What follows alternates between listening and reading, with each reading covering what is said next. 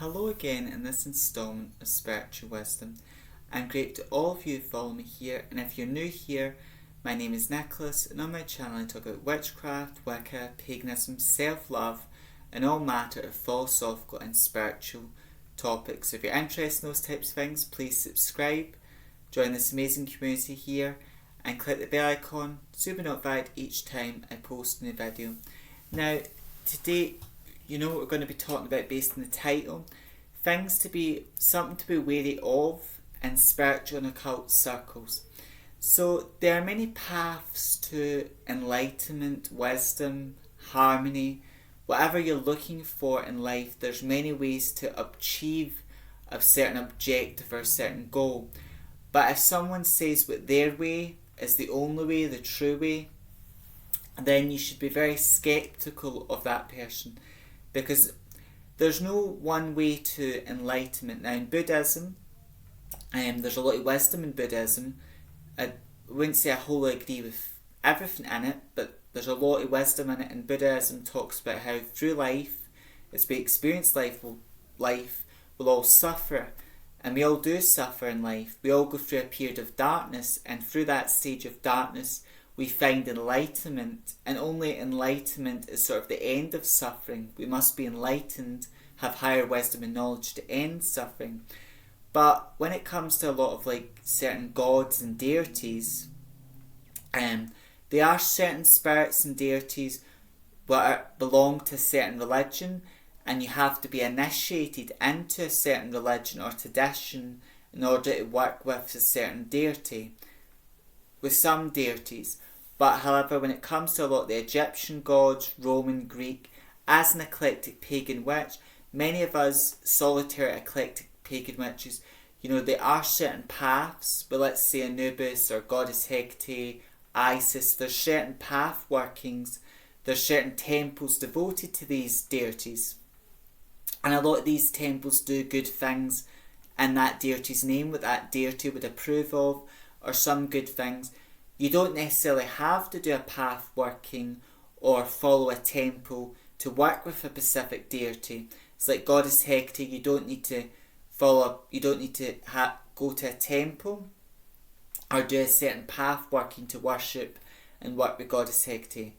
But I do understand that some people, they need that structure, they need that organisation. And sometimes path workings, because it's a certain order of things, it's done a certain way. Like day 1 you would do this, day 2, and every day you would do different rituals and actions what involve that deity. For some people that works because it's got structure, but one size does not fit all, and that's when anybody says that their way is the only way or the true way, you should be very skeptical of that person, because that's a big red flag.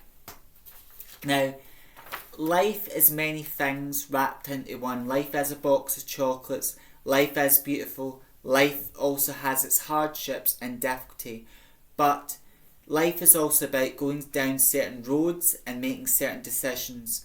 And in life, because Goddess Hecate rules over the crossroads, in life we'll find ourselves at a crossroads where we're in the middle and we don't know, should I go this way, that way. And sometimes we're not going a new direction in life. We're just repeating the same cycle as well, and sometimes we've got that choice to break that cycle and walk a new path. But this is Hecate's symbol, or Strephiloth, or Hecate's wheel, and it's a labyrinth, but there's a lot of sense to me in it, because here you've got one path, there you've got another direction, at the bottom you've got a direction, and then you've got a direction here. But in the middle, right, so in the middle here is what we are looking for.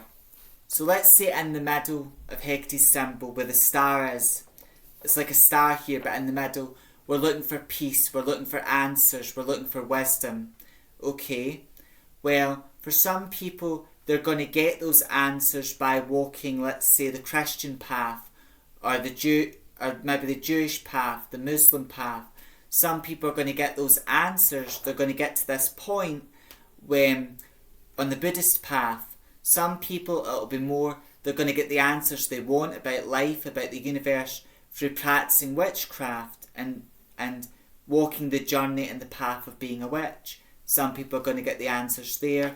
Some people are going to get the answers from a very spiritual, eclectic path. So there are many ways, with Hecate's sort of labyrinth, there's many ways to go. There's so many directions and ways to go. That's the way I look at Hecate's wheel. But in life, there's so many directions and ways to go, but we all want to get to the centre, and the centre is the place of wisdom, answers, peace, happiness. So many ways to get there, but there's not one way or one true way to get there, because if there was only one way, of doing things, or one way of going about things, we'd all go about things the right way or the true way. But there's no right or true way. There's just many paths to wisdom and to enlightenment. That's why if anyone says that their way of doing things is the only way or the right way, that is a big red flag. You should be very sceptical of that individual, because they're telling you that you've got to do things the way they're doing it, and if you're not, your way of finding wisdom or peace is wrong as well. And sometimes you see this in religious circles, where you get people who follow a certain religion, and their religion brings them peace, comfort and joy, which is all well and good.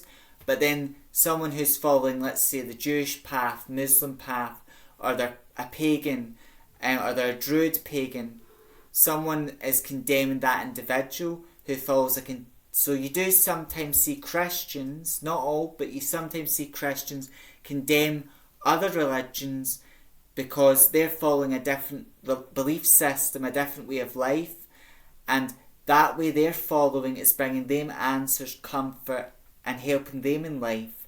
But because that person's Christian, they think their way is the only way, the true way. It's a very toxic way to live, and a very foolish way to live, because a wise person knows that there's many ways to make a dream come true, there's many ways to achieve an objective, and there's so many paths to wisdom and knowledge in life. And that's what Hecate's wheel sort of shows me, that we all want to find the light, the wisdom, the peace, and there's many paths to get to the centre point, which Hecate's wheel sort of symbolises to me, the centre point. So Hecate's got many symbols, this is one of them, but I love the labyrinth, because in life we can be lost, but really where we want to get to is this centre point, and that centre point is peace, wisdom, happiness, fulfilment. Not so much happiness, but more you feel fulfilled, and you're realising your full potential, and you're realising your worth. But we all want to get to that point in life, but there's no one way to get to it. There's many ways to get to that point. And sometimes in life you've got to go the wrong way to know what the right way is for you. And the wrong way is the path of bad habits and addictions. And through that bad point, you realise that that path is wrong for you, because if you've got like addictions, bad habits, you're holding on to toxic things that are destroying your life and are not going to help you. They're only going to make you suffer more, and it creates a vicious cycle. Whereas you need to know that the way you were walking is not good for you, and then find a new path which serves you. So I hope this helps, I hope it makes sense, but I just thought that's something so much to be aware of. But when it comes to witchcraft, there are many ways to practice witchcraft. There's not one holy way to practice. Same with spiritual path, religion. There's not one way of doing it. There are many ways of finding peace, wisdom, and answers as well. Until next time, may meet, may part, and meet again. Blessed be. Stay safe, stay wise, stay magical and witchy. Blessed be.